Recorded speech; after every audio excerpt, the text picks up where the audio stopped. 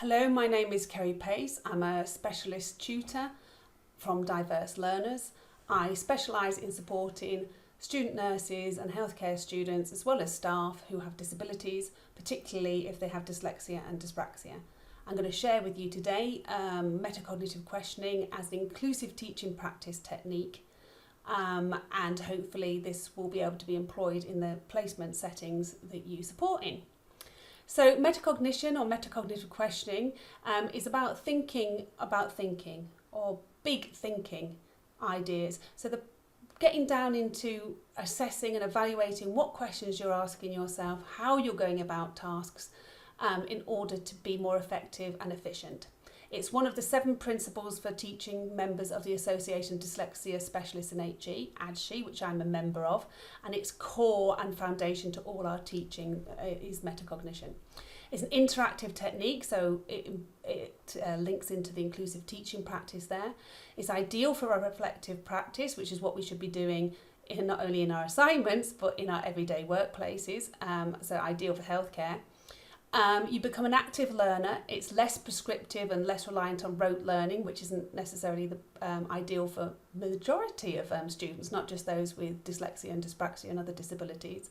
It's collaborative and or partnership working, so it becomes a joint process by asking each other questionings and ask people, what is your thinking behind that decision, rather than judging on just the decision itself. And it can be used as a form of assessment tool in that way, because you are evaluating the thinking processes behind the actions. And sometimes you can actually identify some key things that can be changed rather than just looking at the surface and going, they can't do it. It might be one step that they're missing. So you've got an activity, so an interactive activity. So by yourself or with a partner, I want you to think of question words that begin with WH or W. You're going to think for 2 minutes. And these question words are not too complicated, so don't try and think of really complicated ones. It's the basic ones that start most questions. And as a little starter hint, there are 7 of them, and the first one of them is what. So if you want to press pause now and give yourself 2 minutes, you're going to name the 7 questioning words that start with WH. So hopefully you've had 2 minutes and haven't skipped on. So here are the 7 WHs to thinking about thinking. They're what, where, when, which, who and why. And a bit of a sneaky one at the end is how. It does have a WH but not necessarily in the right order. So how long, how much, how many. So it's a lot more flexible, that one as well. So what I want you to do now is use the 7 WHs or metacognitive questioning to ask questions to help you plan something. This could be a process, a task, a project, or even a journey. Chatting with someone or talking out loud may help, so don't be frightened of trying that, and you've got 3 minutes for this task.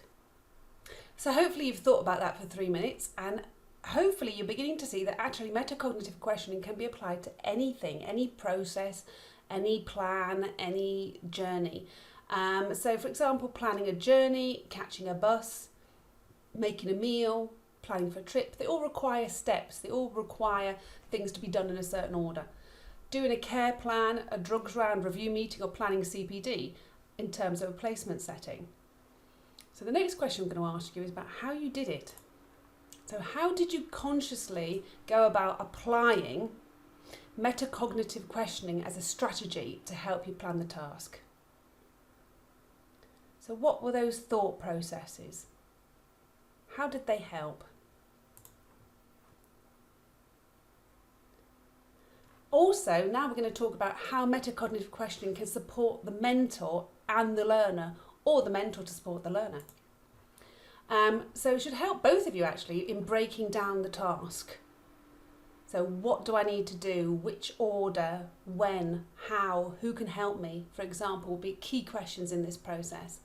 Working out what steps are needed. So what order do we do them in? Which is first? And again, that will help you as a mentor identify perhaps that the reason the student is failing a particular task or process is because they've just got 2 of the things in the wrong order. And that's a really easy thing for you to identify if you ask those questions and ask about the thinking processes rather than marking them wrong and not competent.